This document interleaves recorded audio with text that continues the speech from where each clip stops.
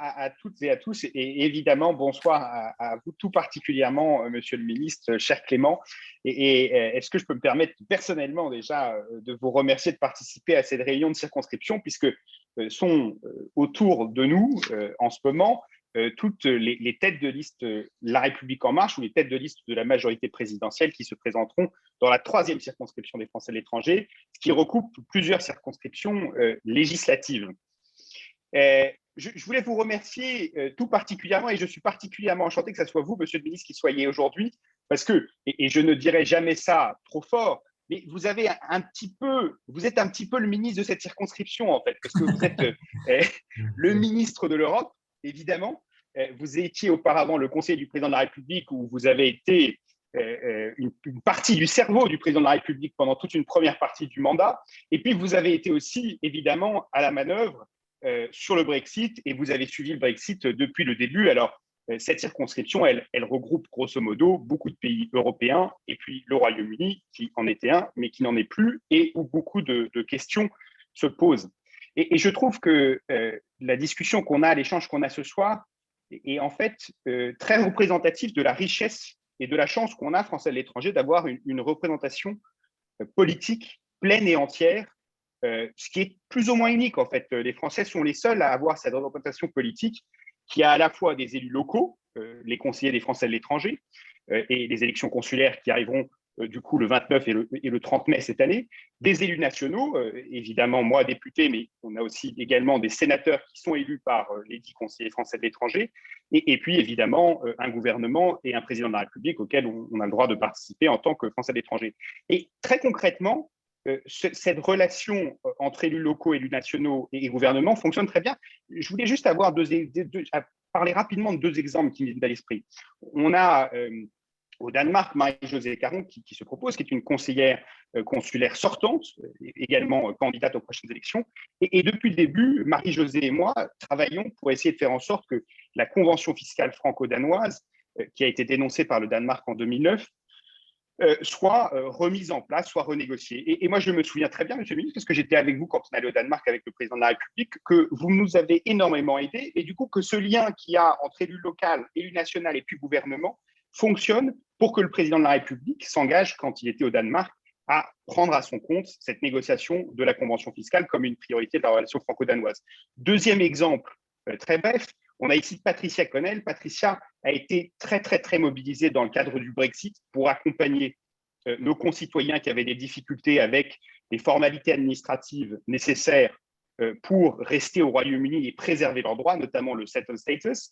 Et quand elle avait des problèmes, elle me les transmettait. Et moi, je me souviens de nos nombreuses conversations où je vous ai fait remonter ces différents problèmes qu'évidemment vous avez évoqués avec les autorités à Bruxelles. Donc, je vous remercie et je veux dire à tous les Français de l'étranger qui vous regardent que ce lien entre élus locaux, élus nationaux, gouvernement, on a vraiment une chance de l'avoir parce que ça permet d'avoir des sujets qui sont très, très, très locaux, de remonter à Paris, ce qui ne serait, ou en tout cas ce qui n'est pas le cas à mon avis dans beaucoup d'autres pays. Alors, vous aurez tous vu que sur votre écran est apparu un sondage. On vous invite à répondre si vous pouvez ou si vous en avez le loisir. C'est un sondage qui est parfaitement anonyme, donc surtout, n'ayez aucune inquiétude dans ce cadre-là. Alors, Clément Beaune est avec nous pendant un peu moins d'1 heure. Donc, s'il y a des questions supplémentaires, au-delà des questions que les têtes de liste ici poseront au ministre, je serai ravi d'y répondre, ou en tout cas d'essayer d'y répondre, puisque je ne pourrais pas y répondre dans la même mesure que le ministre, mais d'essayer d'y répondre en fin de webinar, comme on dit. Et au lieu de faire un long monologue, je vais passer la parole le plus rapidement au ministre. Monsieur le ministre, je sors d'une audition avec le ministre de l'économie et des finances, enfin le ministre de l'économie et le ministre des Finances sur le plan de relance européen. On parle beaucoup d'Europe de la santé. Évidemment, on parle beaucoup de Brexit, notamment avec des sujets sur la pêche et des relations qui se tendent. Alors, ce que je vous propose, c'est peut-être de faire un tour d'horizon des grandes questions européennes qui vous occupent. Avec, comme vous le savez et comme vous l'imaginez, il y a un tropisme pour l'Europe du Nord dans ce webinaire. Et évidemment, nous parler de cette présidence française, puisque la France aura la présidence du Conseil de l'Union européenne au premier semestre 2022 et des priorités qui en ressortent. Et sur ce, je vous passe la parole, Monsieur le ministre. Merci beaucoup, monsieur le député, cher Alexandre, et bonsoir à toutes et tous. Je voulais évidemment d'abord saluer l'ensemble des candidats qui vont porter les couleurs de la majorité présidentielle pour les semaines qui viennent et me joindre à ce que disait Alexandre à l'instant sur l'importance de ce lien. C'est la première fois que j'ai le plaisir de me livrer à l'exercice et j'espère ensuite de pouvoir répondre à l'ensemble de vos questions les plus concrètes possibles. Et si les éléments doivent être précisés ensuite, on le fera bien sûr. Mais surtout à pouvoir témoigner par notre échange, même si on est en visio, on préférerait sans doute se retrouver, mais on est en visio, ça permet de jouer avec la distance aussi, qu'on témoigne et on illustre ce lien qu'évoquait Alexandre en prenant l'exemple notamment de la convention fiscale franco-danoise, on y reviendra peut-être, mais entre notre réseau consulaire de représentation parlementaire et le ministère des Affaires étrangères en particulier, et le travail sur nos sujets européens au sein de l'exécutif. Voilà, donc je pense que notre échange de ce soir, au-delà du plaisir de se retrouver des échéances électorales, c'est aussi le témoignage de ce lien en essayant encore une fois d'être le plus concret possible. Donc je vais me lancer tout de suite dans quelques commentaires en laissant la place à l'échange ensuite, mais avec ces quelques remarques, puisque Alexandre, tu m'y invites gentiment. Bon, quelle est notre situation européenne aujourd'hui? En faisant sans doute un cas à part du Royaume-Uni, malheureusement, un peu en dehors du club désormais. On a une période qui est difficile, d'ailleurs, y compris au regard de ce que fait le Royaume-Uni en matière de vaccination, qui marche bien, objectivement, on ne va pas nier l'évidence. On a une période européenne difficile. Il faut toujours se souvenir que des périodes européennes difficiles, il y en a eu d'autres. On a dû surmonter des crises plus graves encore que celles qu'on vit aujourd'hui. Je ne parle pas de la Covid, mais je parle de la comparaison avec le Royaume-Uni. Et souvenez-vous d'ailleurs, pour ne pas faire appel à des souvenirs extrêmement anciens, qu'il y a un an, tout petit peu plus d'un an, au printemps 2020, en mars, au début de la pandémie, la situation européenne était assez désastreuse en termes non seulement sanitaires, bien sûr, comme dans beaucoup d'endroits du monde, mais de coordination, de coopération, plutôt de manque de coordination et de manque de coopération sur les frontières, déjà en pire, sur la coopération économique et la solidarité. On se faisait la guerre des masques, on ne voyait absolument pas le bout de tunnel en matière de réponse économique et de solidarité budgétaire, comme on l'a construit avec le plan de relance, qui intervient quelques semaines après, quelques mois après, qui finalement s'est beaucoup accéléré. Et justement, après un tunnel assez difficile où la critique européenne était partout, à juste titre sans doute, on a fait ce plan de relance avec les Allemands au mois de mai 2020. On a créé un plan de relance européen qui tarde à venir, même si aujourd'hui était un jour important, puisque je pense que, monsieur le député, vous étiez justement à l'audition de Bruno Le Maire sur ce sujet précis. La France et l'Allemagne ont présenté ensemble leur plan de relance et qu'on va avoir ces financements rapidement.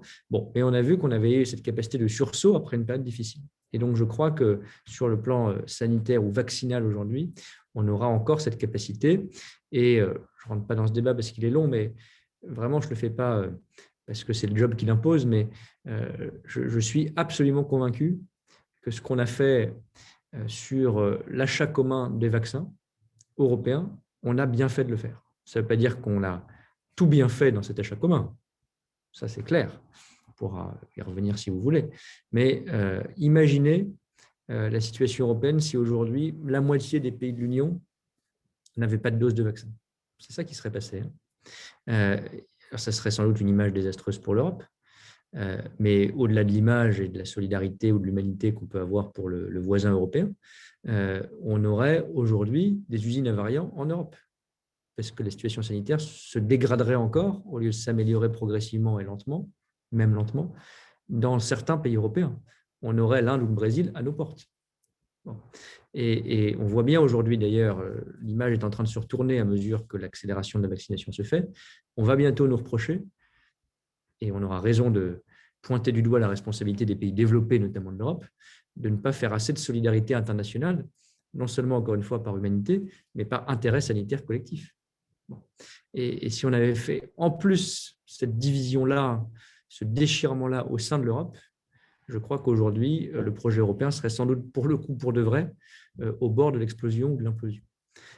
Donc moi, je défends mordicus pour cette raison-là, avant tout, plein d'autres encore peut-être, mais cette raison-là avant tout, ce qu'on a fait au niveau européen en matière de vaccins. Et je crois que l'image va beaucoup changer au mois de mai, au mois de juin, quand évidemment l'accélération fera que les critiques à l'égard de l'Europe, parfois justifiées, parce qu'il y a des choses qu'on n'a pas fait assez vite, c'est clair, se dissiperont et qu'on verra aussi que le choix de la solidarité a été un choix d'intérêt commun, d'intérêt national d'ailleurs aussi.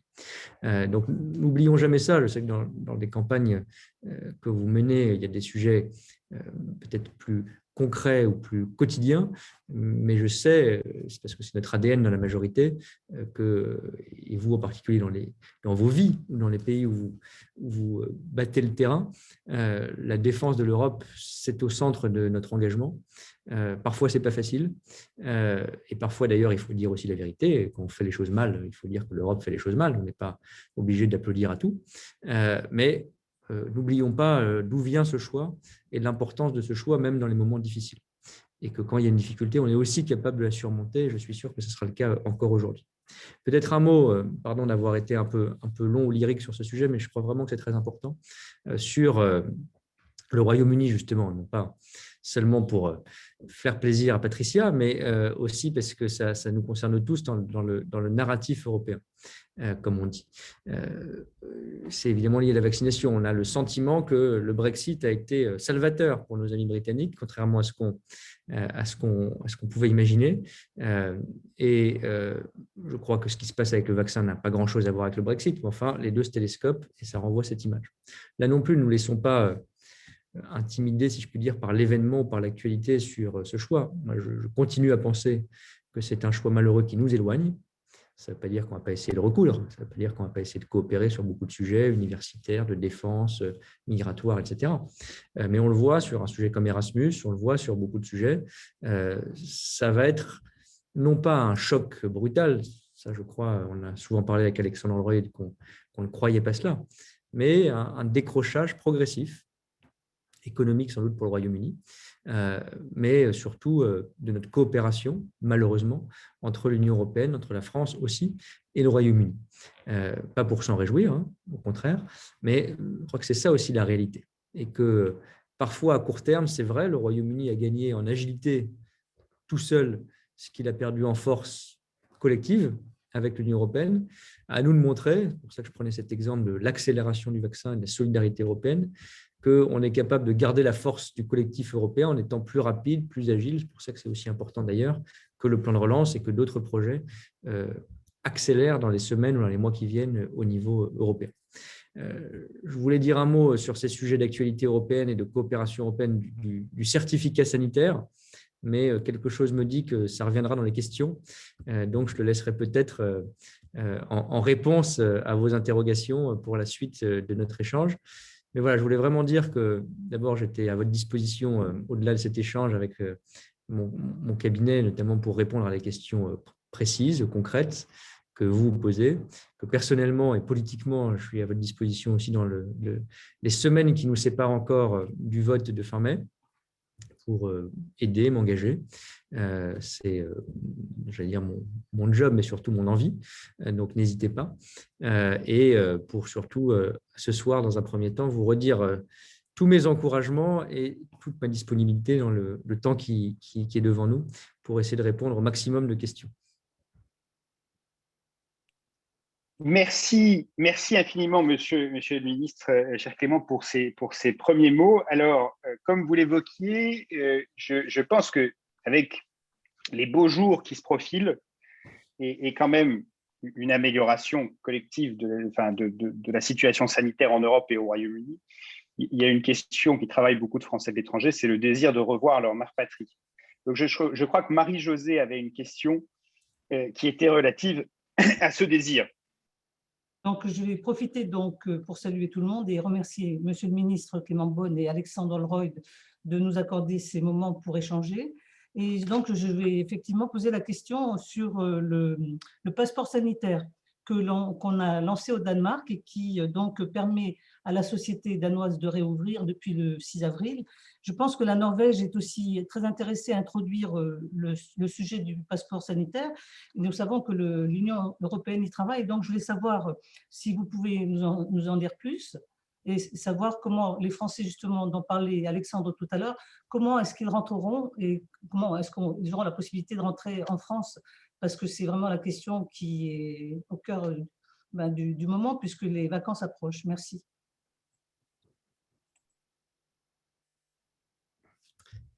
Je réponds directement ou vous voulez qu'on fasse une série de questions, comme vous voulez?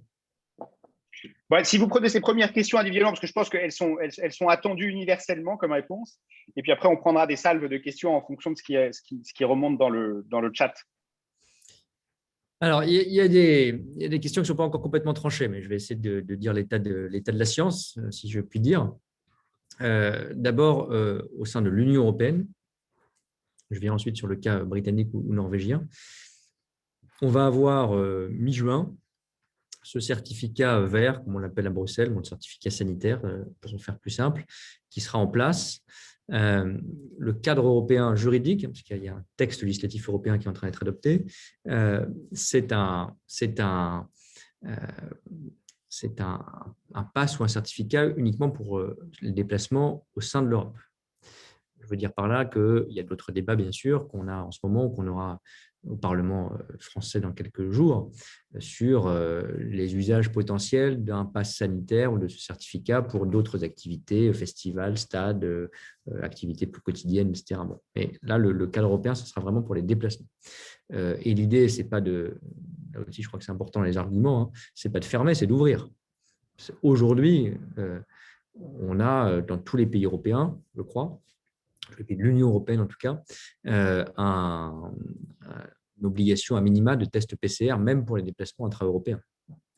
Ou dans certains cas de tests antigéniques, enfin de tests négatifs.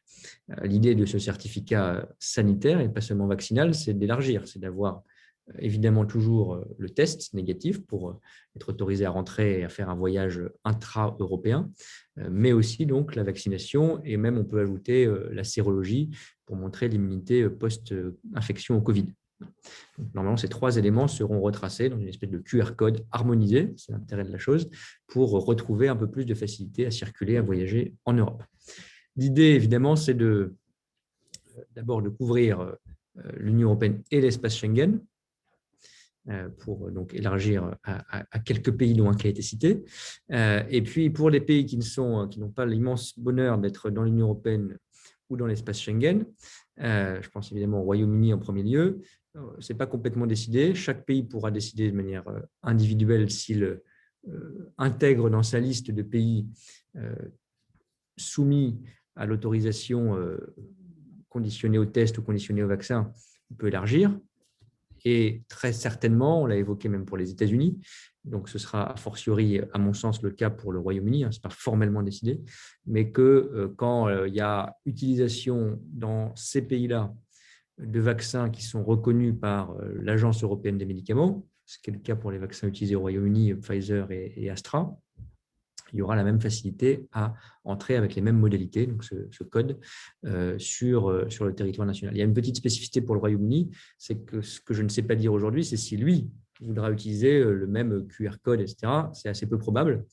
Donc, ce ne sera peut-être pas, là je rentre dans la technique, ce sera peut-être pas la même application avec le QR code de format européen pour que la compagnie aérienne ou l'Eurostar, par exemple, à l'embarquement vérifié d'accès. Mais ce sera la même exigence, test ou vaccination qui sera requise et qui permettra de retrouver plus de facilité de circulation. Donc concrètement, oui, on mettra en place ça pour tout l'espace européen au sens Union européenne plus espace Schengen certainement, au moins l'Union européenne, certainement l'espace Schengen et certainement, je ne sais pas vous dire exactement quand, mais probablement au début de l'été, un certain nombre d'autres pays, y compris un peu plus loin, qui ont vacciné leur population avec des vaccins reconnus par l'Agence européenne des médicaments. Ce sera ça le critère pour utiliser les mêmes conditions d'entrée sur le territoire. J'espère que je suis clair à ce stade sur ce dispositif. Merci beaucoup, Monsieur le Ministre. Je pense que la réponse est donc que les Français en Europe pourront donc venir profiter du beau temps en France grâce à ces dispositifs qui nous permettront… Oui, ouais, pardon, j'aurais dû évidemment commencer par là. Là, je parlais évidemment de nos ressortissants et plus généralement des ressortissants des pays en question. Pour nos ressortissants, de toute façon, là, c'est la question de l'outil qu'on utilise, mais de toute façon, comme vous le savez, l'accès au territoire est autorisé. Il peut être conditionné à des preuves sanitaires, notamment un test, comme vous le savez, c'est le cas aujourd'hui, mais de toute façon, évidemment, il ne s'agit pas de restreindre, il s'agit d'ouvrir un peu plus. Donc, pour nos ressortissants, il y aura peut-être cette exigence toujours d'un test ou d'un vaccin, ce qui, encore une fois, ne va pas restreindre, mais faciliter l'accès au territoire. Merci beaucoup, c'est très clair. Alors, il y a beaucoup de questions parallèles à cette question de la mobilité en Europe, mais je sais qu'il y a une chose qui taraude beaucoup des gens dans cette circonscription, qui sont en particulier les gens qui habitent au Royaume-Uni. C'est la question que vous avez évoquée, qui est la relation entre le Royaume-Uni et l'Union européenne et le Royaume-Uni et la France. Et je pense que Patricia avait une question qui était relative à cette question-là et qui porte cette question-là et qui parle et qui touche beaucoup de nos compatriotes établis à l'étranger. Patricia.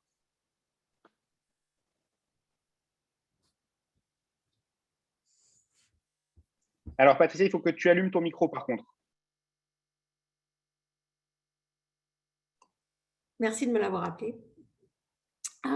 Oui, donc comme je le disais, bonsoir à toutes et à toutes. Bonsoir, Monsieur le Ministre. Bonsoir, Alexandre. Alors, pour ceux qui ne me connaissent pas, je suis Patricia Connell. Je suis actuellement déléguée consulaire pour la 2e circonscription du Royaume-Uni, c'est-à-dire l'Angleterre, le pays de Galles et l'Irlande du Nord. Et aujourd'hui, je suis donc tête de liste pour En Marche Ensemble dans la même circonscription. J'aimerais tout d'abord vous adresser mes remerciements à tous les deux d'avoir accepté d'être avec nous ce soir pour parler de l'Europe. Et j'en profite aussi pour étendre mes remerciements à Marlène Bouc, qui est la référente En Marche pour l'Europe du Nord, d'avoir organisé cette réunion avec une main de maître. Et en aparté, je suis très fière d'avoir Marlène sur ma liste. Alors, Monsieur le Ministre et Alexandre, j'ai trouvé vos échanges particulièrement intéressants et enrichissants, mais je continue de m'inquiéter de l'état dans lequel les relations entre le Royaume-Uni, l'UE et bien sûr la France se trouvent aujourd'hui. Je suis sûre que, comme moi, vous faites partie de ceux qui espéraient timidement qu'une fois les premiers accords signés, le ton entre le Royaume-Uni et l'UE changerait un peu. Toutefois, il semble que les relations soient de plus en plus difficiles, même presque plus que pendant la période pré-Brexit. C'est en tout cas un sentiment que beaucoup de Français du Royaume-Uni partagent. Ils s'inquiètent d'ailleurs de la dégradation de ces relations, notamment parce que le gouvernement français, tout comme les représentants de l'UE, sont perçus aujourd'hui comme étant devenus peut-être un petit peu plus offensifs envers le Royaume-Uni. Alors, je ne dis pas que le Royaume-Uni n'a pas sa part dans ces échanges. Alors, comment peut-on imaginer, dans ce contexte, reconstruire des relations futures, apaisées et plus harmonieuses entre l'Europe et le Royaume-Uni si les échanges ne sont pas plus tempérés et le discours plus cordial et constructif? Qu'en pensez-vous?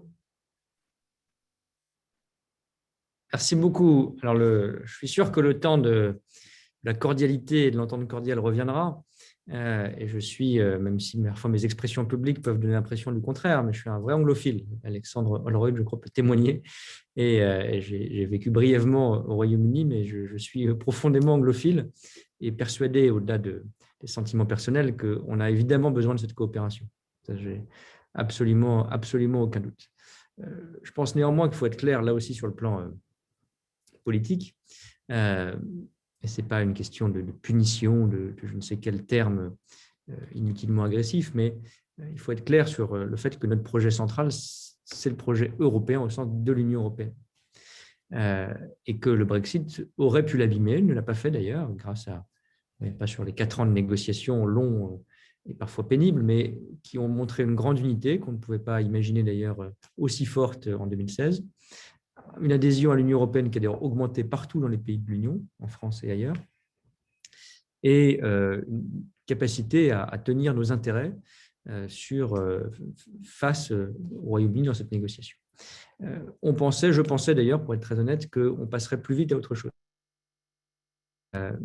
Mais là aussi, on doit, pas, si je puis dire, se laisser entraîner par les bons sentiments qui doivent rester là en nous et revenir au premier plan rapidement. Mais à court terme, ça reste un moment difficile. Pourquoi? Parce que, je ne cherche pas à distribuer les bons et les mauvais points, mais parce que nous devons montrer que l'unité européenne demeure, et ce n'est pas facile, parce qu'une fois l'accord signé, la pression de l'unité est moins forte. On voit, sans rentrer dans les délices diplomatiques, mais que dans chaque capitale et parfois à l'égard de chaque ministère, les Britanniques qui sont habiles vont voir chaque officiel et vont lui dire « mais pourquoi tu ne viendrais pas dans mon programme Turing qui remplace Erasmus, c'est quand même super, pourquoi on ne ferait pas une coopération scientifique dans tel domaine, etc. » Et donc, il y a une tentative ou une tentation d'affaiblir l'Union européenne. Je ne parle pas d'un grand complot, d'un grand plan machiavélique, hein, mais il y a encore cette tentation parce qu'il faut être objectif. À un moment, c'est un peu symétrique. Boris Johnson a intérêt à montrer que tout ce qui se passe de bien, c'est grâce au Brexit et que le plus de choses positives se passent, pour faire la scénarisation de la vaccination. Et objectivement, c'est un succès britannique, hein, loin de moi l'idée de dénigrer cela. Et nous, on a intérêt à montrer que ce n'est pas mieux grâce au Brexit ou ce n'est pas mieux après le Brexit, parce que sinon, ce n'est pas pour cacher la réalité, parce que je pense que c'est la vérité, sinon notre adhésion au projet européen, notre défense du projet européen, on prend un coup, évidemment. Ça veut dire aussi d'ailleurs que quand on ne fait pas bien au niveau européen, on a une raison supplémentaire de mieux faire. Parce que sinon, tout de suite, on nous renverra l'image du Brexit et du Royaume-Uni seul et efficace. Tout ça pour dire qu'on est encore dans une phase où c'est difficile, parce que l'application de l'accord qu'on a conclu fin décembre, et j'ai défendu cet accord, comme vous le savez, n'est pas parfaite. Cette application n'est pas parfaite, loin de là. Et là, je dirais, encore une fois, sans nous renvoyer les uns les autres des insultes à la figure, mais que c'est quand même plutôt du fait du Royaume-Uni à ce stade. Protocole nord-irlandais, accord de pêche, etc., hein, objectivement, parce que ça fait aussi partie de son idée qu'il faut prendre ce qui est bon dans l'accord pour scénariser le Brexit comme une réussite et rejeter ce qui est mauvais dans l'accord, sous-entendu ne pas l'appliquer. Et on aura ce problème encore quelques mois, il ne faut pas se leurrer. Et donc, la phase de réglage, de construction d'une nouvelle relation, cette fameuse relation future qu'on a évoquée, n'est pas encore là, objectivement, n'est pas encore là. On a sans doute une part de responsabilité, on a sans doute fait des erreurs, etc. Mais voilà, je pensais, moi, que ça se ferait en 3-4 mois, que l'accord serait sur les rails, qu'on pourrait passer à autre chose. Sans doute, la crise du Covid se télescope avec tout ça et la vaccination en particulier. Je pense que ça durera encore une large partie de l'année 2021. Ça ne veut pas dire qu'on lâche l'essentiel de cette coopération. On travaille ensemble sur le plan migratoire, on travaille évidemment ensemble sur le plan de la sécurité, nos liens humains, etc., même si les voyages sont difficiles, demeurent. Il ne faut surtout pas lâcher ça, moi, je ne défendrai jamais ça. Mais on a une phase d'adaptation à cette nouvelle vie de divorcé qui est un peu plus longue que prévu, et reconstruire nos vies ou notre entente, notre discussion est plus longue. Donc, il ne faut pas qu'on fasse quoi que ce soit d'irréparable ou d'irréversible dans cette période, en allant trop loin. Je suis très vigilant à ça, même en étant parfois dur dans la défense de nos intérêts, parce qu'on en a besoin.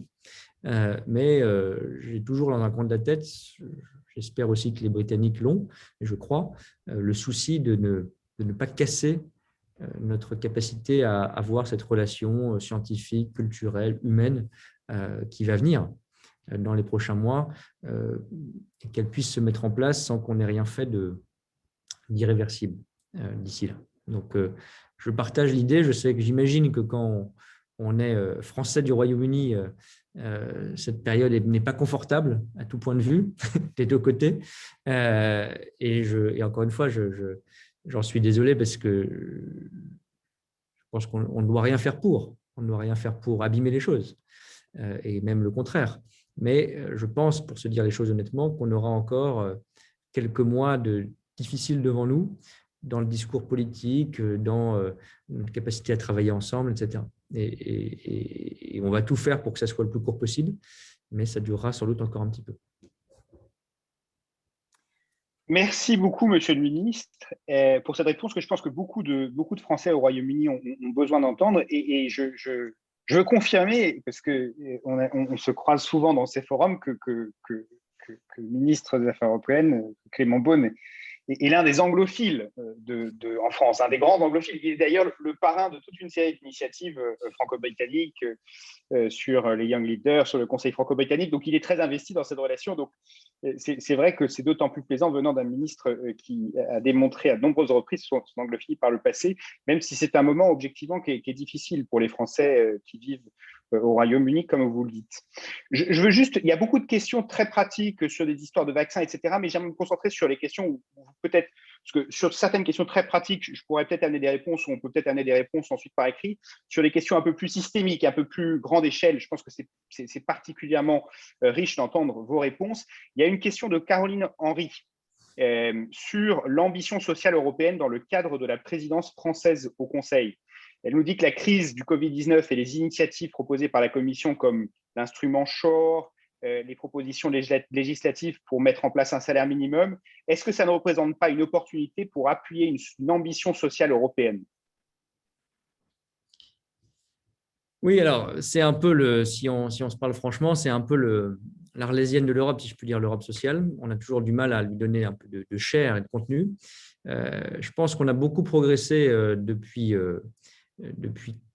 4 ans, pas que grâce à notre action collective, mais un peu quand même.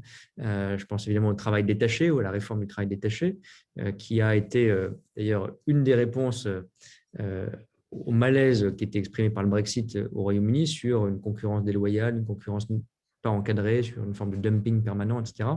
Et ce n'est pas encore parfait, loin de là, mais on a vraiment franchi une étape qui donne un peu de contenu à ces idées d'Europe sociale.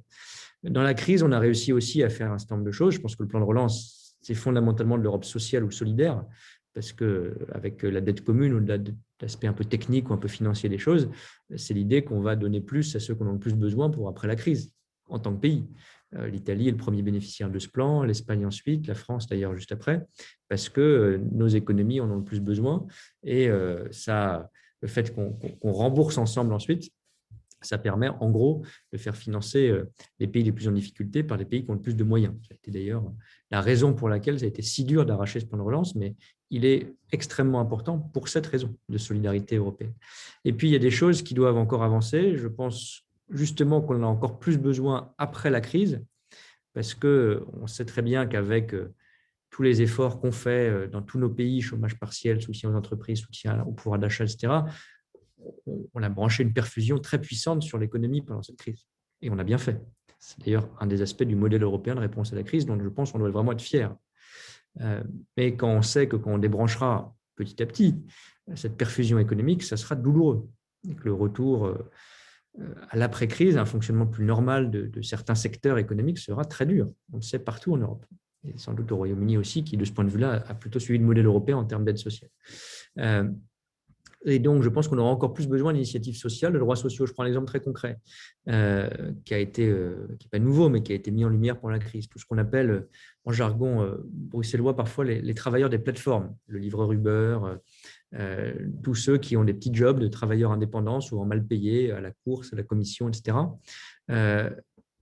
Est-ce qu'on les laisse comme ça après la crise, ou est-ce qu'on essaye, dans nos droits sociaux européens, d'avoir un socle minimum de droits à la protection sociale, à la sécu, pour ces travailleurs qui, partout dans nos pays, ont été en première ou en deuxième ligne de cette pandémie, objectivement. S'il n'y a pas d'initiative européenne là-dessus, je crois qu'on n'aura pas fait notre boulot de montrer que l'Europe est utile après la crise. Sur un sujet comme le salaire minimum européen, pas créer un salaire minimum européen qui serait le même partout. D'ailleurs, je pense que ça serait une mauvaise idée socialement. Mais il y a un texte européen qui est en discussion pour essayer d'avoir une forme de salaire minimum décent partout en Europe, pour des raisons juridiques qui ne peuvent pas être obligatoires, prescrits par l'Union européenne, mais avec des processus de négociation sociale, de dialogue social qui renforcent les salaires minimums partout en Europe. Je ne vais pas lister toutes les initiatives, il y en a aussi en matière d'égalité salariale, par exemple. SURE, que vous avez cité, pour ceux qui n'ont pas en tête ce que c'est là aussi, je crois, une vraie avancée. C'est une forme d'assurance ou de réassurance chômage européenne qu'on a mis en place pendant la crise, qui permet aux États qui en ont besoin de faire appel à des prêts européens pour financer leur assurance chômage à des conditions très favorables, ce qui permet là aussi de prolonger les allocations sociales, de financer leur protection chômage sans que ce soit trop coûteux et donc d'être plus sociaux pendant cette crise. Ça, c'est une vraie avancée européenne qui paraît un peu technique ou un peu lointaine parfois, mais qui est absolument majeure. Et donc ça, c'est une des priorités de la présidence actuelle de l'Union européenne, la présidence du Portugal. Il y aura un sommet social d'ailleurs début mai. C'est un des points qu'on va reprendre durant notre présidence sur les questions de compte de formation, de droits des travailleurs des plateformes, de salaire minimum européen, j'espère, nouvelle étape de la réforme du travail détaché, parce qu'il y a encore beaucoup de cas de fraude qui sont mal encadrés, d'égalité professionnelle, d'égalité salariale, comme je le disais, et probablement d'autres initiatives qu'il faudra imaginer à partir de l'été après la crise au niveau européen. Donc, je pense que, je ne dis pas que tout va passer du noir au blanc sur l'Europe sociale, mais on a une vraie occasion, et même d'ailleurs plus qu'une occasion, une vraie responsabilité après la crise, pour qu'un certain nombre de textes très concrets, de réformes européennes très concrètes, adviennent en matière d'Europe sociale. Merci beaucoup pour cette question très claire. Donc, on voit que la présidence française va être un moment assez important des années à venir. Et je crois que Mathilde Kilré, qui est notre tête de liste du coup pour la circonscription Norvège et Islande, avait une question précisément sur la présidence française. Mathilde? Oui, bonjour Monsieur le Ministre, très, très enchantée. Donc j'avais en effet une question sur on sait que la présidence française de l'Union européenne va arriver, et donc du coup, quels en sont les principaux thèmes, peut-être hors thème du moment, comme le Covid par exemple, mais voilà, si vous pouvez nous expliquer un petit peu, on serait très heureux d'en savoir plus. Pardon, problème de micro. Oui, alors sur la présidence elle-même, je vais essayer de le prendre par les grands thèmes, peut-être un peu trop lyriques, mais on a essayé de définir trois thèmes clés ou termes clés pour cette présidence qui sont, encore une fois, à préciser. C'est relance, puissance et appartenance. Je crois que ça résume assez bien les grandes priorités que le président de la République a tracées, notamment depuis le discours de la Sorbonne, mais aussi l'actualité dont on se parlait. Relance, parce qu'évidemment, on sera encore dans un moment de relance économique et sociale, et on aura à cœur d'accélérer, voire d'amplifier le plan de relance, d'ouvrir des débats sur les règles budgétaires, sur les droits sociaux que j'évoquais. Ça, je le mets dans le terme de la relance du modèle européen, de l'investissement en Europe, de l'économie européenne après la crise. La puissance, parce que c'est une des marques de fabrique qu'on a eues en matière européenne, c'est d'essayer on a beaucoup parlé de souveraineté européenne. Certains nous le reprochent, nous disent que c'est trop ambitieux ou trop vague. Moi, j'y crois beaucoup. Et je pense même que cette notion de puissance ou de souveraineté européenne sera beaucoup plus d'actualité encore après la crise. Je prends un exemple, puisqu'on se parlait de vaccins tout à l'heure.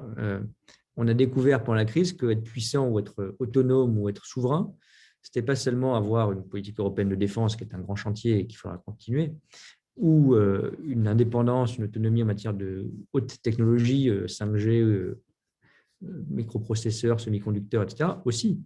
Mais parfois, c'est être capable de produire des masques. Parfois, c'est être capable de produire des médicaments de base. Ce n'est pas directement lié au Covid, mais on s'est aperçu à cette occasion que 80% du paracétamol, c'est quand même pas, comme disent les Anglais, rocket science, on le produit aujourd'hui en Chine et en Inde, celui qu'on consomme en Europe.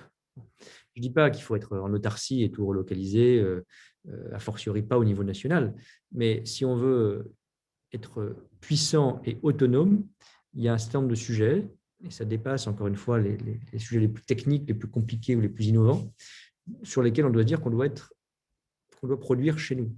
Et d'ailleurs, le chez nous est très important parce qu'il donne un sens à l'Europe. Il est évident qu'on ne va pas produire tous les médicaments, même de base, en France. Il est évident que si on était dans une logique purement nationale, voire nationaliste, les doses de vaccins en France, on n'en aurait pas aujourd'hui. Et vous pouvez prendre le cas dans beaucoup de vos pays. L'essentiel de ce qu'on, et tant mieux d'ailleurs, c'est la vraie coopération européenne, de ce qu'on injecte dans les bras des Européens aujourd'hui, c'est produit en Belgique et aux Pays-Bas. On commence la production en France, et ce sera d'ailleurs utile pour toute l'Europe. Mais c'est un vrai argument pour la stratégie européenne. Donc, je pense que toutes ces réflexions sur la souveraineté, sur la puissance, bien sûr en matière de défense, bien sûr en matière de politique étrangère, bien sûr face à la Chine, à la Turquie, aux États-Unis, etc., on aura besoin de le renforcer après crise, mais je pense qu'il y aura vraiment cet aspect de production, de relocalisation qui sera très fort. Et puis, je mets dans cette notion de puissance aussi notre capacité à réguler des domaines sur lesquels on doit appliquer là aussi une forme de modèle européen. Je pense au numérique. On peut avoir pour la présidence française des résultats importants sur la régulation des grandes plateformes numériques, des grands acteurs du numérique, en ayant toujours en tête que l'Europe, ça ne doit pas seulement être la régulation. Sinon, on sera un peu défensif et je pense qu'on loupera les nouvelles innovations technologiques de demain. On doit financer aussi ces grands acteurs pour qu'ils soient européens, pour que les startups en matière de santé, dans notre domaine, soient européens et augmenter nos financements européens dans ce domaine. Mais on doit aussi accepter que les forces de l'Europe, c'est la norme, c'est la régulation, c'est la règle, et que sur la protection des données, sur la taxation du numérique, sur les contenus haineux, terroristes ou autres en ligne, il y a un vrai modèle européen de régulation ou d'équilibre. Et ça, il y a des textes qui sont en discussion et qui pourront aboutir sous présidence française. Puis un dernier thème qui était ce mot d'appartenance qui peut paraître un peu techno ou un peu flou, qui me tient beaucoup à cœur. On peut l'appeler autrement, on peut l'appeler identité par exemple, mais qui est souvent délaissé dans les présidences de l'Union européenne.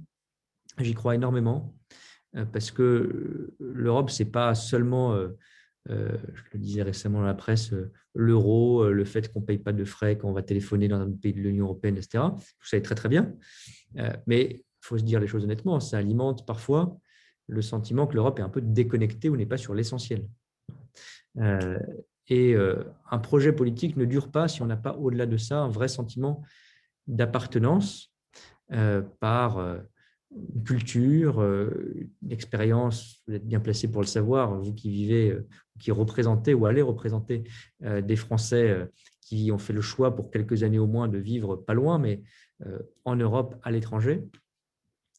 On se sent européen quand on a vécu quelques mois à l'étranger, quand on a lu des bouquins d'un autre pays de l'Union européenne, quand on a vu des films d'un autre pays européen, quand on a fait Erasmus, quand on a peut-être beaucoup pour ça sur nos billets en euros, autre chose que des ponts et des fenêtres, j'espère un jour, mais des visages européens qui font notre histoire et notre identité, peu importe qu'ils soient polonais, français, danois, irlandais, etc. Bon, on a besoin de ça. On ne fera pas tout sous présidence française en 6 mois, hein, mais je pense qu'on a besoin de relancer des initiatives de cette nature. Là aussi, d'ailleurs, après la crise, parce que le paradoxe de cette crise Covid, c'est qu'elle aurait été notre première, pour beaucoup de jeunes en particulier, elle aurait été une première expérience européenne, même mondiale, mais européenne commune. On a tous vécu la même galère au même moment, à peu de choses près. Tous les Européens auront vécu un confinement, tous les Européens, pas des choses très rigolotes, mais tous les Européens auront vécu l'absence de voyage, tous les Européens auront vécu, et donc je pense que tous les Européens auront aussi envie de retrouver l'inverse, juste après la crise, de plus d'ouverture, de plus de mobilité, de plus d'échanges après la crise. Donc je pense que ce n'est pas un mauvais moment pour ouvrir ce débat, prendre l'initiative de cette nature.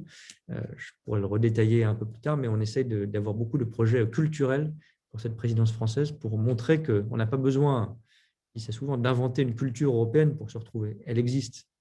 On a besoin de l'entretenir, de la cultiver, de la faire connaître, de l'ouvrir au plus grand nombre. Il y a des gens qui ont la chance de voyager ou de vivre quelques années, tant mieux à l'étranger. Mais voilà, cette richesse européenne, on doit un peu mieux l'illustrer. Merci beaucoup, Monsieur le ministre. Je pense que cette notion d'appartenance, elle parle tout particulièrement aux Français qui vivent à l'étranger et qui en ressentent d'autant plus, enfin, qui ressentent le sentiment d'appartenance nationale, d'autant plus qu'ils en habitent de loin, et un peu cette conversation qu'on a aujourd'hui en illustration. Alors, je vais regrouper, parce qu'on n'a plus que 14 minutes, donc je vais regrouper 2 questions rapides. Une question dans le chat qui avait été posée suite aux échanges sur l'Europe sociale, c'était est-ce que l'Europe a les moyens de faire tout ça? Est-ce que ça veut dire plus d'endettement? Et une deuxième question qui revient de façon très régulière, je vais peut-être laisser Noémie la poser puisqu'elle voulait l'évoquer, c'était sur la politique environnementale européenne. Tout à fait, justement. Alors, je vous redis bonsoir à tous. Bonsoir, Monsieur le Ministre. Bonsoir, Alexandre. J'avais une question, en effet, justement, sur les priorités lors de cette présidence européenne quant aux actions qui seront menées en termes de politique environnementale. Alors, pardon, à un moment, ça a sauté sur les actions. Problème de microphone, je pense. Sur les actions qui seront menées en termes de politique environnementale lors de cette présidence à l'Union européenne. Alors, je suis un peu passé vite parce que j'ai survolé les grands thèmes de la présidence sur tout le volet climat-environnement, qui sera évidemment important. Je ne sais pas s'il faut le ranger d'ailleurs dans relance ou puissance, sans doute un peu les deux. Mais il y a beaucoup de choses qui sont à la fois des priorités pour la présidence française et dans les tuyaux, si je puis dire, au niveau européen et qui pourraient aboutir sous cette présidence. Il y aura, je ne vais pas être trop détaillé ou trop technique, mais c'est évidemment important, il y aura une dizaine de législations, de propositions législatives faites par la Commission européenne en juin cette année, qui viseront à atteindre nos objectifs qui ont été évoqués encore la semaine dernière au sommet climat autour du président Biden, nos fameux moins 55% d'émissions européennes en 2030, neutralité carbone en 2050. Et pour ça, il faut évidemment toute une série d'initiatives dans certains secteurs, bâtiments, automobiles, etc. Et c'est ça que la Commission proposera au mois de juin. En soi, ça c'est nécessaire, ce n'est pas extrêmement sexy, si je puis dire, d'un point de vue politique, mais il y aura plusieurs choses qui seront sans doute un peu plus parlantes sur la réduction des plastiques, des pesticides, etc. Il y a un point sur lequel moi je voudrais insister, qui sera une des grandes batailles de la présidence française, et j'espère qu'on va y arriver, c'est ce qu'on appelle parfois taxe carbone aux frontières de l'Europe. Alors, ce n'est pas vraiment une taxe, donc moi j'aime bien dire taxe carbone aux frontières parce que je trouve que c'est plus simple que le vrai nom, qui est mécanisme d'ajustement carbone aux frontières, qui n'est pas extrêmement évocateur, mais bon, ce n'est pas une taxe, mais enfin ça y ressemble quand même. C'est l'idée que, vous le savez sûrement, on pourrait imposer aux pays en dehors de l'Europe qui ne respectent pas les mêmes engagements climatiques, les mêmes engagements environnementaux, de payer un prix du carbone supplémentaire pour qu'il soit à juste concurrence avec nos propres entreprises, nos propres producteurs, ce qui est normal, ce qui est juste d'ailleurs, et plus efficace pour ne pas importer des fuites de carbone, exporter des fuites de carbone ou importer des problèmes de carbone sur le territoire européen. Moi, je crois beaucoup à ça. Il faut le présenter non pas comme une mesure fiscale ou technique, parce que ce n'est pas ça. Je crois qu'au-delà de la mesure elle-même, si on y arrive, sans doute on commencera par quelques secteurs seulement, mais si on y arrive dans les mois qui viennent, j'espère sous présidence française, c'est un vrai changement, je pense, je le dis de manière un peu excessive, mais j'y crois vraiment, de rapport à la mondialisation. Parce que ça montrera qu'on peut avoir des exigences très fortes en Europe, en matière sociale, en matière fiscale, peut-être demain, en matière environnementale, et ne pas être pénalisé par ce modèle de très haute qualité dans la compétition internationale, parce qu'on aura cette espèce, certains disaient à un moment, écluse, cette espèce de mécanisme à nos frontières qui fait que ceux qui sont moins ambitieux que nous en matière climatique, fiscale, sociale, on pourra le décliner dans tous les domaines, seront remis au même niveau de concurrence que nous. D'ailleurs, l'accord sur le Brexit, sans vouloir revenir à notre sujet favori avec Patricia tout à l'heure, l'accord sur le Brexit, il est bon aussi pour ça, parce que sans rentrer dans le détail de ces 1400 pages, il prévoit exactement ça. Que ça marchera dans les deux sens. D'ailleurs, si à un moment, un des deux, le Royaume-Uni ou l'Union européenne, s'éloigne des règles environnementales, fiscales, de réglementation financière, etc., l'autre peut réagir par forme d'ajustement, droit de douane, etc.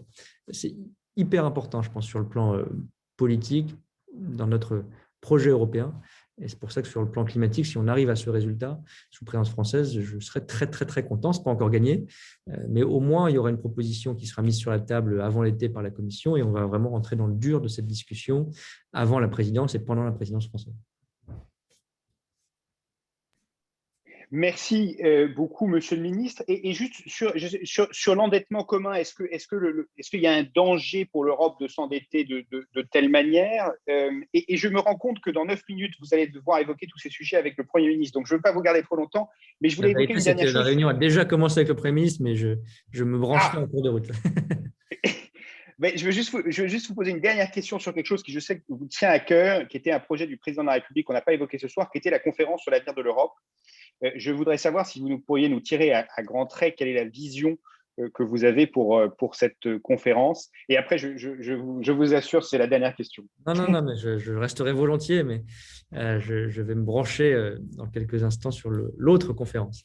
Non, c'est important, cette conférence sur l'avenir de l'Europe, parce que c'est une ambition et un pari français d'abord, comme vous le savez, du président de la République un peu avant les élections européennes de 2019. Il avait, dans une lettre aux Européens, émis notamment cette idée, avec un constat qui est, je pense, encore plus vrai après la crise Covid, c'est qu'on n'a jamais en Europe, un peu au moment des élections européennes, mais ça retombe malheureusement assez vite, de lieux et de moments où on réfléchit à l'avenir, tout simplement, et on réfléchit au long terme. On a beaucoup plus ça dans les élections au niveau national ou quand il y a une élection présidentielle ou législative dans tel ou tel pays. On se dit et on confronte les points de vue voilà, pour les 4, 5, 6 prochaines années, ce qu'on veut faire pour sa ville, sa région, son pays, dans tous les domaines. On n'arrive pas vraiment à créer ce débat au moment des élections européennes, malheureusement, même si je crois qu'on l'a fait un peu mieux la dernière fois. Et du coup, après, on est pris dans l'urgence. Il y a des sommets européens, souvent de crise, de la dernière chance, de je ne sais quoi. Et on n'arrive pas à avoir une réflexion d'Européens ouverte sur ce qu'on doit faire en matière climatique, ce qu'on doit faire en matière fiscale, ce qu'on doit faire en matière migratoire, etc. D'innovation, de régulation du numérique qu'on évoquait, tous ces sujets importants pour les 5-10 années qui suivent. Et donc, l'idée de cette conférence, fondamentalement, c'est ça. C'est très ambitieux, mais c'est de dire on va prendre plusieurs mois, au moins un an, entre maintenant et le printemps 2022, sous présidence française, pour ouvrir tous ces sujets de manière citoyenne, comme on dit, c'est-à-dire la plus ouverte possible. Il y a une plateforme en ligne où chacun peut contribuer. Il y a déjà eu plus de 10 000 contributions en une semaine, ce qui montre qu'il y a de l'intérêt. Et encore, on n'a pas fait beaucoup de publicité pour cette plateforme. Il y aura des débats nationaux, régionaux en France. J'espère qu'on pourra les faire aussi avec les Français de l'étranger le plus possible pour faire remonter des idées, des critiques, des observations, des remarques sur l'Europe. On aura une matière très abondante. Il faudra essayer de faire une forme de synthèse ou de rapport. Et l'idée sous présidence française, c'est, parce que ce sera un objet politique très fort et inédit, de se dire on va en tirer des conséquences quand on fait justement des propositions législatives sur le climat ou sur d'autres choses. On va essayer de puiser à 100%, mais dans ces propositions, dans ces idées, des idées nouvelles pour nos réformes européennes, notre législation européenne, nos actions européennes. On n'a jamais fait ça. On a fait des conférences diplomatiques pour changer les traités, et ça a parfois été utile, mais ça, c'est un peu l'ancien modèle. On a fait quelque chose d'un peu innovant au début des années 2000, qui était la Convention sur l'avenir de l'Europe, qui était la Convention sur le traité constitutionnel européen, je mélange les deux exercices, qui était déjà une forme d'ouverture, puisque ce n'était pas simplement un exercice diplomatique fermé, c'était un exercice de réflexion de plusieurs mois, etc. Mais c'était encore très institutionnel, très tourné vers la réforme des traités, et ça a échoué malheureusement au référendum en France, c'est le choix démocratique en 2005, et aux Pays-Bas aussi cet été-là. Et depuis, on a été un peu paralysé. On n'a jamais voulu soulever le couvercle et ouvrir ces débats. Et donc là, l'idée, c'est de soulever le capot, de se dire qu'est-ce qu'on a comme grande priorité européenne, qu'est-ce qu'on a comme idée nouvelle, d'y associer le plus largement possible les citoyens, tous ceux qui veulent, et évidemment aussi les élus, les parlementaires, les associations. Tout ça n'est pas exclusif l'un de l'autre, et d'avoir une somme d'idées, de propositions dans un an pour lancer des réformes européennes. Sans doute, on n'aurait jamais l'énergie ou les idées pour faire avancer si on ne faisait pas cet exercice. Donc, c'est un peu original, c'est très européen parce que ça mixe différents types d'initiatives. C'est un peu une convention citoyenne sur le climat, c'est un peu un grand débat, c'est un peu une conférence internationale, c'est un peu tout ça à la fois. Et donc, il y a une part d'apprentissage en marchant et de pari, comme je le disais. Mais c'est ça qu'on va essayer de faire dans les prochains mois et j'espère que beaucoup de marcheurs, beaucoup de sympathisants, beaucoup de Français de l'étranger, beaucoup d'Européens de tout pays le feront, contribueront pour qu'on ait cette matière vivante la plus large possible dans les mois qui viennent. Merci beaucoup, Monsieur le Ministre. Alors, avant de vous quitter, je voudrais juste dire à nos téléspectateurs, puisqu'on a des téléspectateurs, qu'on va continuer cette réunion et se présenter brièvement les différentes têtes de liste dans les différents pays. Et puis après, j'essaierai de répondre à des questions qui sont… Il y a beaucoup de questions qui ont été posées, des questions fascinantes, des questions qui pourraient occuper 1 heure de temps à elles seules. J'essaierai d'y répondre, ou dans la mesure du possible d'y répondre. Mais je veux avant tout vraiment vous remercier, Monsieur le Ministre. Soyez sûr que dans le cadre de la conférence sur l'avenir de l'Europe, les Français de l'étranger y participeront lourdement. Et je pense tout particulièrement les Français qui vivent en Europe ou dans des pays très proches de l'Europe, comme au Royaume-Uni, qui connaissent très bien l'UE et qui la connaissent non seulement d'un point de vue… qui connaissent non seulement l'UE d'un point de vue théorique, mais en plus qui connaissent ses forces et ses faiblesses d'un point de vue très pratique dans la vie du quotidien. Donc, merci infiniment, Monsieur le Ministre, et merci d'avoir empiété sur le temps de la réunion du Premier ministre pour rester avec nous. Merci beaucoup, Monsieur le député cher Alexandre. Encore un grand encouragement à toutes les têtes de liste, à toutes nos têtes de liste, à Patricia, à Marie-Josée, à Mathilde, à Noémie, à Thomas, à Hugo. Merci encore, cher Alexandre, Monsieur le député.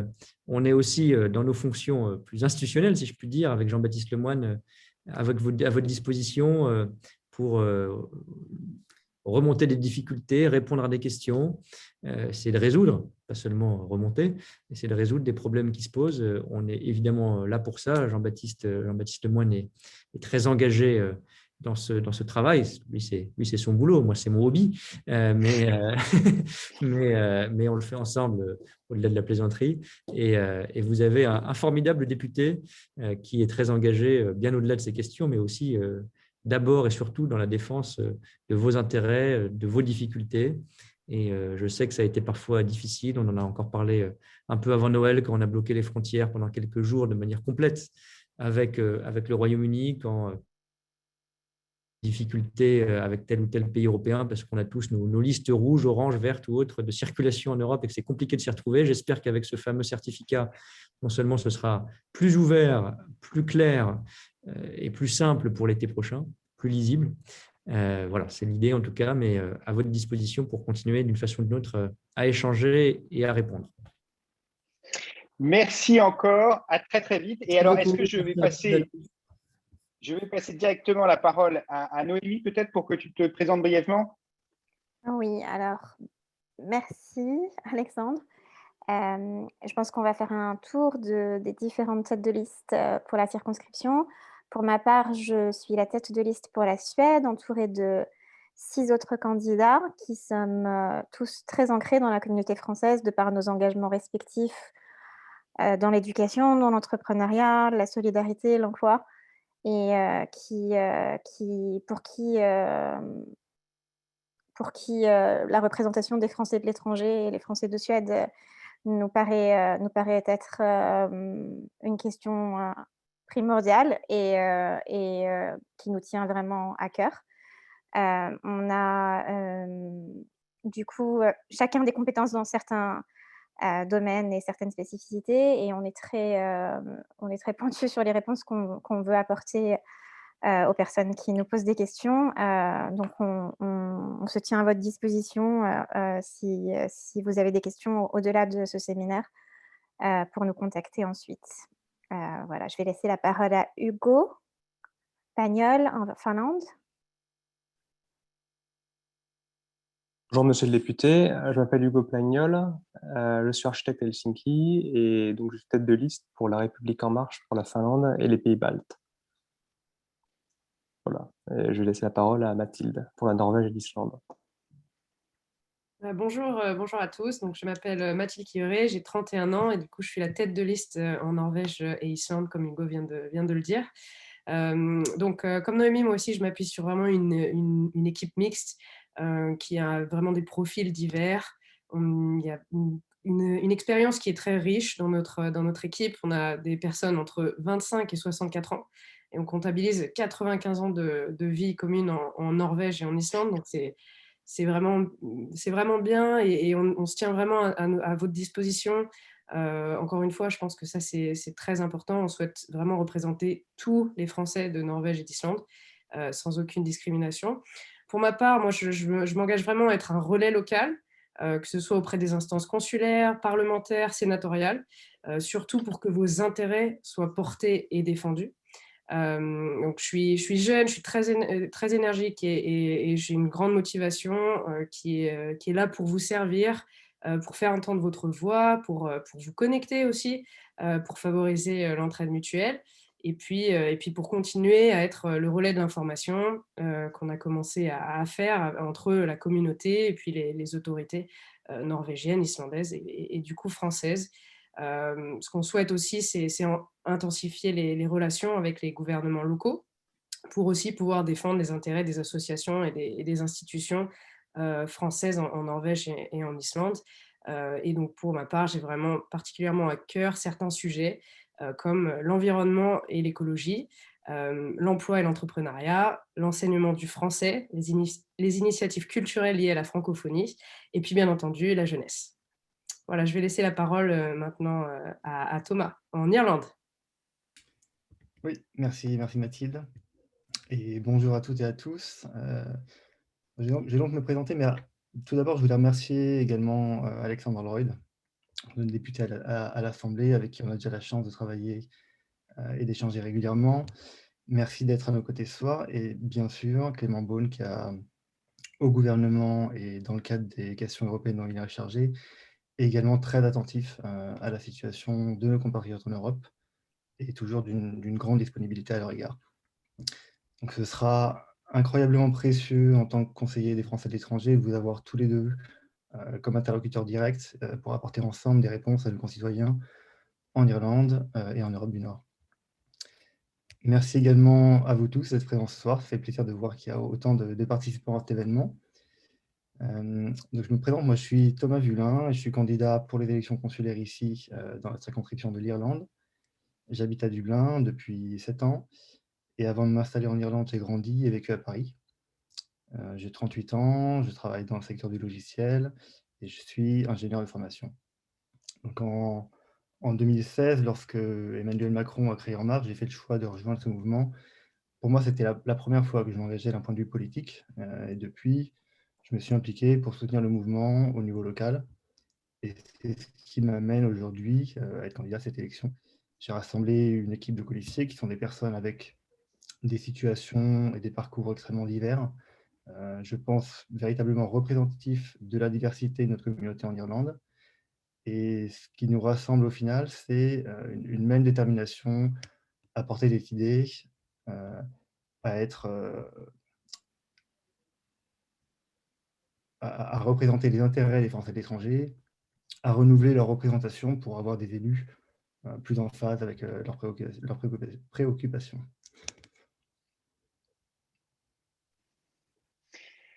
Écoutez, merci à tous pour votre engagement. Moi, c'est formidable d'avoir des gens aussi engagés partout. En fait, je trouve que c'est remarquable. Moi, je me déplace depuis maintenant 4 ans partout sur la circonscription. Bon, j'ai habité à Londres pendant plusieurs dizaines d'années avant à l'étranger.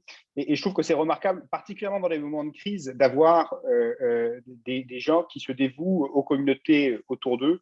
Et je pense que vous êtes l'incarnation de cette volonté-là. Donc, je vous remercie. Sur ce, je propose qu'on prenne quelques questions qui restaient en suspens de la séance au préalable. Je crois que Hugo, tu avais une question sur la défense. Je peux essayer d'y répondre. Alors évidemment, elles auront moins de poids que les réponses du ministre, mais je ferai de mon mieux, à la fois sur des questions pratiques et puis à la fois sur des questions plus politiques, parce qu'évidemment, je suis les affaires européennes en tant que député, pas en tant que ministre, mais au quotidien. Hugo? Oui, je fais un peu court sur ma présentation. J'en peux parler des membres de mon équipe qui sont certains binationaux et puis qui sont assez jeunes et très intéressés sur l'écologie, il y en a qui travaillent là-dedans, et puis dans l'enseignement, on a déjà téléphoné à toutes les écoles françaises de la circonscription, ça me permet de découvrir qu'elles fonctionnent toutes différemment, et puis les instituts culturels. Alors sur la défense, le ministre parlait du volet puissance, et on voit une schizophrénie ou alors un retrait américain qui continue avec Joe Biden. En tout cas, dans notre région, c'est le cas. Et bon, l'intérêt de parler d'Europe du Nord, c'est qu'on se retrouve un peu aux marges de l'Europe. La Finlande a une frontière avec un pays qui n'est pas européen, et on voit de plus en plus d'aventurisme et de pression de la part de ce grand pays, comme d'autres, avec une sorte de réveil de l'histoire. Alors, comment est-ce que la France compte articuler une défense européenne, sachant que la défense de l'Europe tenait des États-Unis et puis de la France et de l'Angleterre, avec l'Angleterre qui s'éloigne? Alors, c'est une excellente question qui concerne tout un pan de l'Europe, parce qu'une des richesses de l'Europe, au fond, c'est qu'on y cherche collectivement et individuellement, je pense, les États qui participent, ils cherchent des choses différentes, et il y a plusieurs États qui cherchent une certaine sécurité d'un point de vue de la défense. Alors, il y a la Finlande, il y a les pays baltes, il y a tous les pays, entre guillemets, de l'Est de l'Europe qui ont des inquiétudes légitimes. On voyait seulement la semaine dernière aux frontières ukrainiennes, quelles sont les relations avec ce voisin que tu mentionnais en filigrane à l'instant. C'est pour ça que Clément mentionne cet axe comme un axe prioritaire. Parce qu'aujourd'hui, il faut se rendre compte, comme tu le suggères, que les États-Unis, peu à peu, se retirent, ou en tout cas font de l'Europe de l'Est moins un élément central de leur politique étrangère. Et ce n'est pas lié au fait qu'il y ait un républicain ou qu'il y ait un démocrate à la Maison-Blanche. C'est une sous-jacente de la politique américaine qui va, a priori, s'amplifier dans les années qui viennent, que ce soit à Philadelphia Avenue dans la Maison-Blanche ou quelle que soit la majorité au Congrès. Donc, ce que nous, on essaye de faire depuis qu'on est arrivé, c'est de pousser pour plus d'intégration de défense européenne pour qu'il y ait vraiment une intégration de défense européenne. Et ça repose sur plusieurs piliers. Ça repose sur un pilier de coopération industrielle qui est extrêmement important. C'est pour ça qu'il y a une initiative qui a été portée par le président de la République qui maintenant progresse énormément de création de coopération industrielle, parce que la défense, c'est bien sûr opérationnel. C'est des gens c'est des gens qui font des exercices ensemble, mais c'est aussi que les machines, les avions savent se parler entre eux, etc. Donc ça, il faut construire les choses en commun.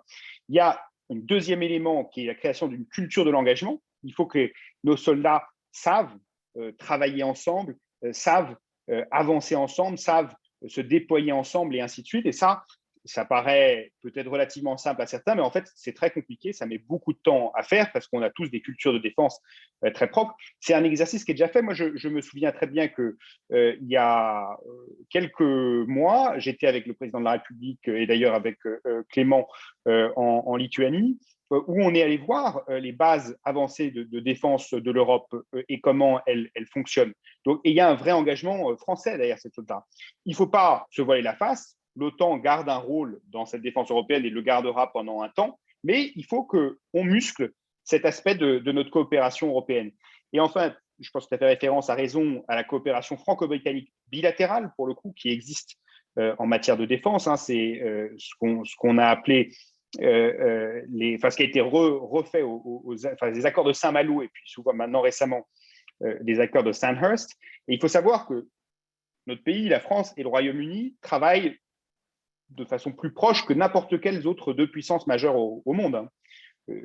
La réalité, c'est que nous, on a un général britannique qui commande une partie de l'armée française, une petite partie de l'armée française. On a, à contrario, un général français qui est envoyé de brigade français qui est envoyé au Royaume-Uni qui fait la même chose que les Britanniques. On a des pilotes d'avions de chasse britanniques dans des avions français et vice-versa. On a une coopération nucléaire. On a vraiment, depuis presque maintenant 30 ans, créé une culture de l'engagement commun, ce qui veut dire qu'on peut se déployer et opérer de façon très efficace collectivement, ce qui se passe par exemple au Mali, où on profite de certains hélicoptères britanniques pour l'opération au Mali contre le terrorisme. Et on a des priorités communes, parce qu'on a des craintes communes, grosso modo, les Britanniques et nous. Et du coup, il faut que dans cette construction de l'Europe de la défense, il y ait une place pour l'Union européenne. Et c'est ce que le président avait dit très clairement quand il avait dit la construction du Conseil de défense européen, il faut qu'il y ait une place pour les Britanniques. Et en parallèle, notre coopération bilatérale avec les Britanniques, elle va s'affermir et continuer indépendamment de l'Europe, puisque là, c'est vraiment une question de coopération bilatérale. Mais ces exercices, il faut être honnête, c'est des exercices de très longue haleine. Ce pas des trucs qui vont se résoudre du jour au lendemain ou en 2 ans ou en 3 ans. C'est vraiment des exercices de fond. On est en train de construire, par exemple, avec nos partenaires allemands, un avion de combat du futur. C'est des horizons de temps de 10, de 15, de 20 ans avec des sommes très, très, très conséquentes engagées et puis évidemment des éléments de confidentialité industrielle très, très conséquents. Donc, c'est un exercice de longue haleine, mais c'est un exercice qu'on va porter et je pense que c'est à ça que faisait référence le ministre quand il parlait de ce pied-là particulier de la présidence française. Alors, est-ce que Marlène, que je veux remercier aussi, qui est la référente La République En Marche de la 3e circonscription, est parmi nous, parce que c'est peut-être elle qui va sélectionner un peu les questions auxquelles je serai amené à répondre, parce qu'il y en a eu beaucoup dans les chats. Évidemment, on peut y répondre après. Marlène, est-ce que tu es avec nous? Oui, je suis avec vous, m'entendez? On t'entend. Bonsoir tout le monde. Alors, il y a beaucoup de questions pratiques sur le pass sanitaire et la Covid, donc je vais plutôt déjà commencer par les questions plus générales. Et on va rester dans la coopération, puisque j'ai une question de Romain qui était plutôt destinée à Monsieur Beaune, mais je suis sûre que tu seras capable de répondre à cette question. Donc, les pays scandinaves, Danemark en tête, ont un lien très fort et ancien avec le Royaume-Uni, et plus généralement avec le monde anglo-saxon, et ont marqué une vive inquiétude lors du Brexit. Pour autant, dans leur communication interne, les gouvernements de ces pays ne semblent pas marquer un virage net en faveur de l'Union européenne et semblent parfois rester dans un déni relatif des conséquences du Brexit. Ce sentiment est-il contredit par vos échanges avec vos homologues scandinaves?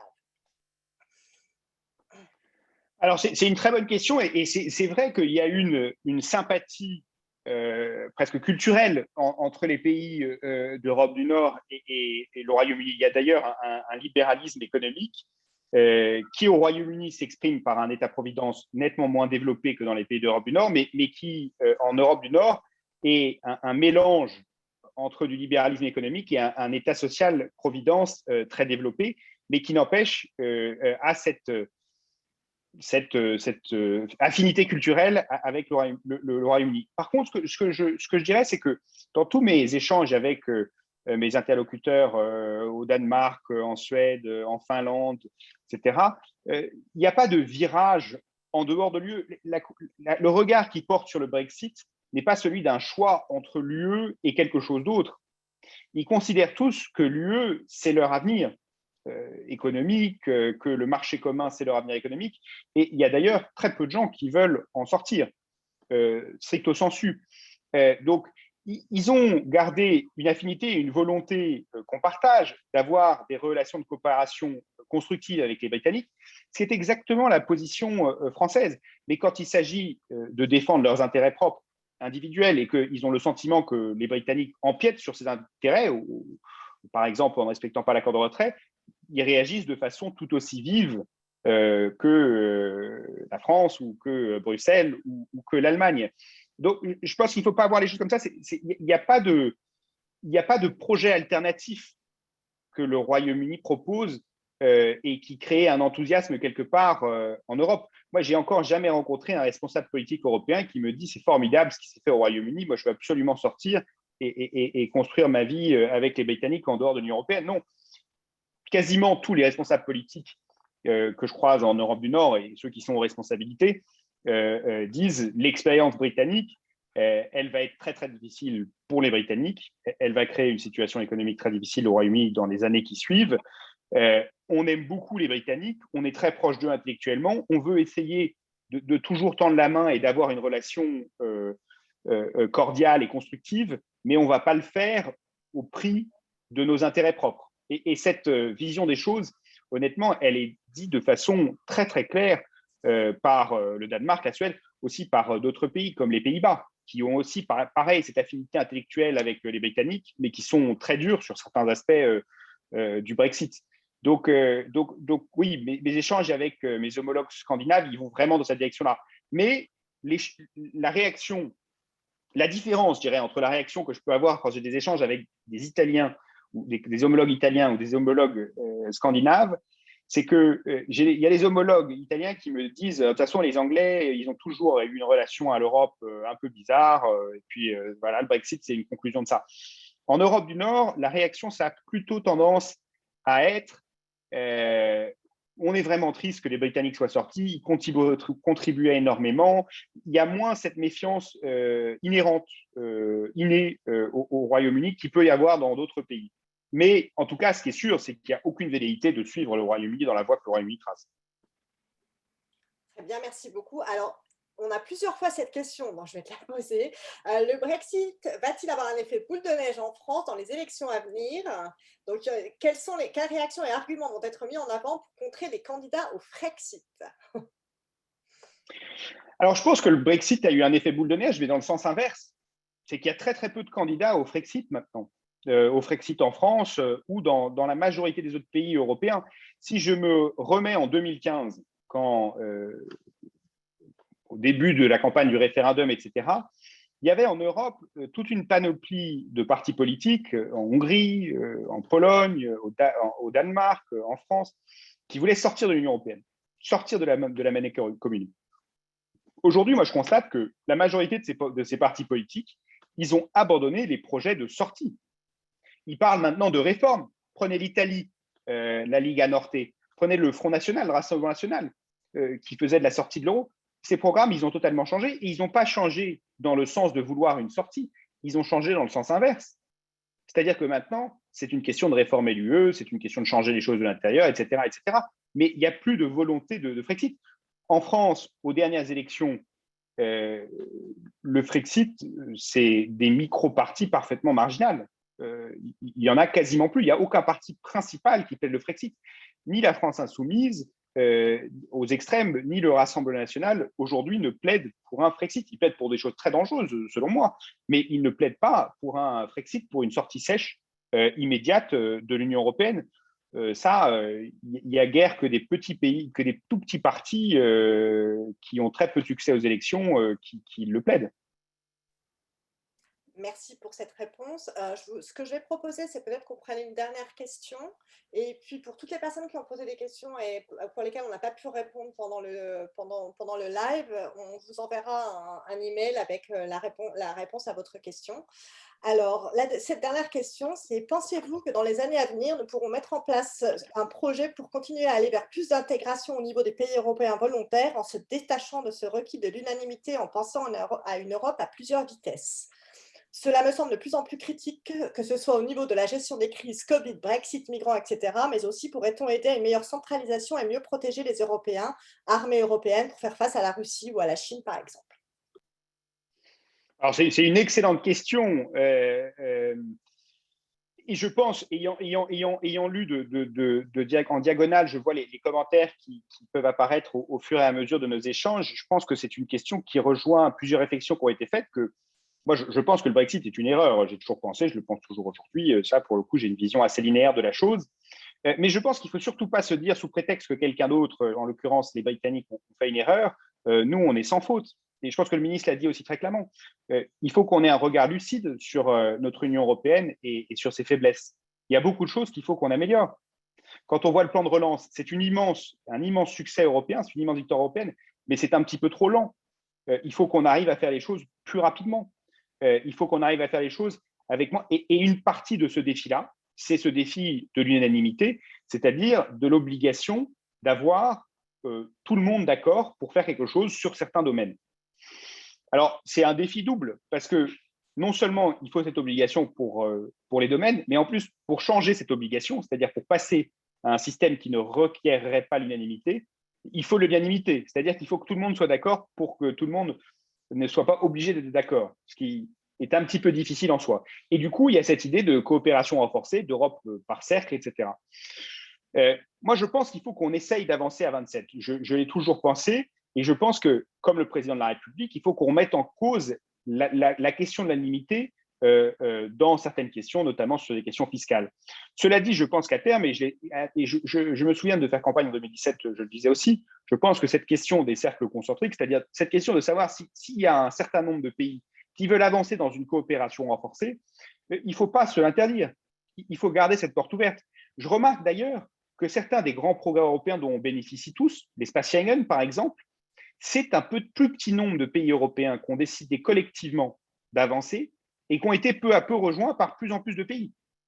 Donc, il ne faut surtout pas se dire, je pense qu'il ne faut surtout pas fermer la porte à l'idée de coopération renforcée sur certains sujets et d'avancer sur certains sujets. Mais bon, la position de base, ça doit être d'essayer de trouver du consensus dans les 27.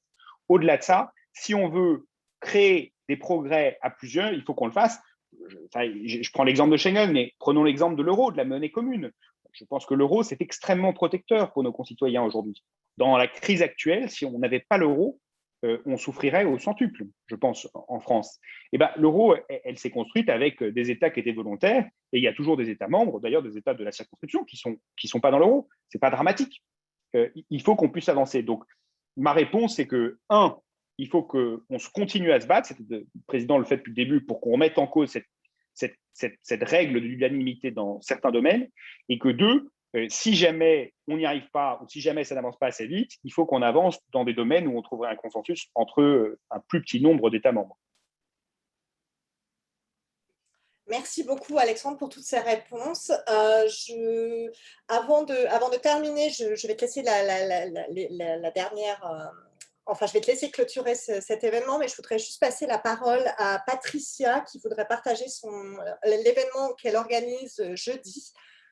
Donc, Patricia, vas-y, à toi. Et ensuite, Alexandre, je te laisse conclure. Un grand merci à toi d'avoir été parmi nous ce soir et à toutes nos têtes de liste. Merci Marlène, merci Alexandre, merci à tous. Il y a quelque chose qui vient de se passer sur mon écran. C'est Marlène qui partage les résultats du pôle, j'ai l'impression. Oui. Ok. Donc, comme vous le savez, pour nous au Royaume-Uni, c'était une semaine spéciale Europe. Et donc, nous avons un autre événement jeudi soir avec Dominique Goïve, avec Alexandre, avec Anne-Laure Donskoy qui était cofondatrice des 3 millions.